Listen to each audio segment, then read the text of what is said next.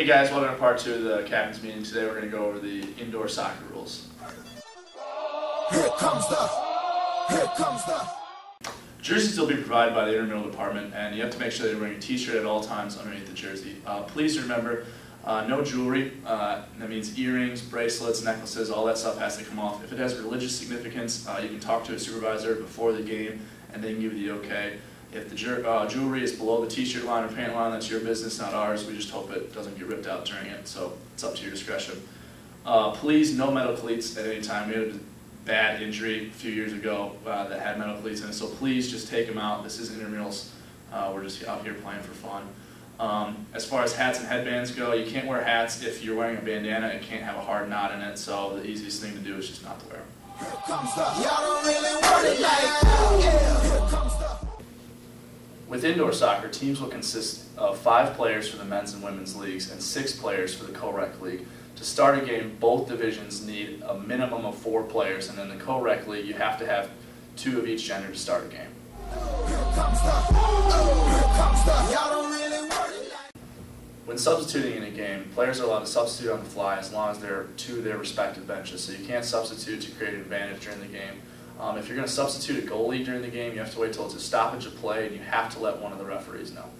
here comes the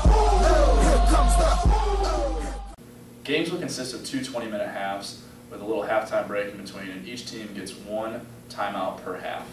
During the regular season, there is no overtime. However, in playoffs, we do play 1 5-minute overtime that is sudden death. If the score is still tied after that overtime, we will go into a penalty shootout, which the players on the field at the end of the game will participate in the shootout. If it's still tied after the shootout, we will go into a sudden death shootout, which we will rotate between teams back and forth until the score is decided.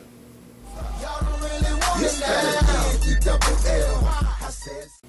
During the game, if a player commits a major foul like tripping or slide tackling, it will result in a direct kick. If a player picks up a minor foul, which would be like obstructing another player or a dangerous play, it will result in an indirect kick. Something different from the outdoor rules is if a player receives a yellow card, they must serve a 2-minute power play and can only come back in the game if the other team scores or the 2 minutes are up.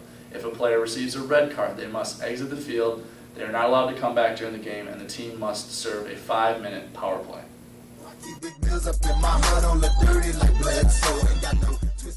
In indoor, players are allowed to pass the ball back to the keeper, and he may pick it up. Another difference from outdoor is if a keeper is making a play on the ball, and they bring the ball back inside the box, they are allowed to pick it up. What they can't do is if they receive a ball inside the box, dribble it outside the box, and then dribble it back in, they are no longer allowed to pick it up. So essentially, the ball can only come into the box 1 time before the keeper has to pick it up or make a play with their feet. But I'm still dreadful and I got plenty of bread, so I go to bed full of line. In it to win it, I'm all in. I might call you my cousin, young blood, but we ain't kin.